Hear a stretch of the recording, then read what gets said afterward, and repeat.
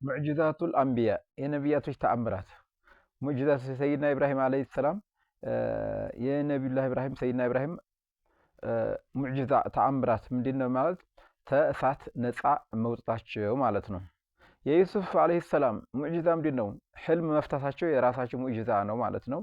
የሙሳ አለይሂ ሰላም ሙዕጂዛሳ አሷ ነች በየዲህ የያዟቸው ማለትና ከብትብቻቸው የምትወጣው እሳት የእሳቸው ተአምር ነው ማለት ነው።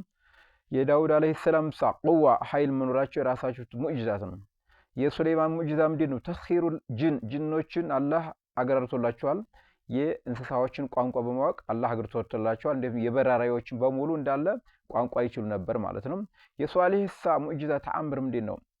ናቃ ግመሏ ናች ማለት ግመሏ የእርጉዝ የሆነ ግመል ከድንጋይ መውጣታቸው የራሳቸው ሙዕጂዛ ተአምር ነው ማለት ነው።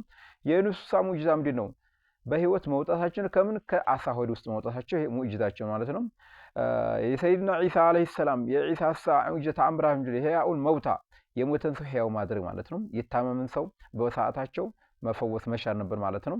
የነቢያችን ሰለላሁ ዐለይሂ ወሰለም ሙዕጂዛሳ ብዙ ተአምራት ነው። ወደ 70-80 ይሆናል ሙዕጂዛቸው። እንግዲህ ተጣታቸው ውሃ መውጣት ሊሆን ይችላል።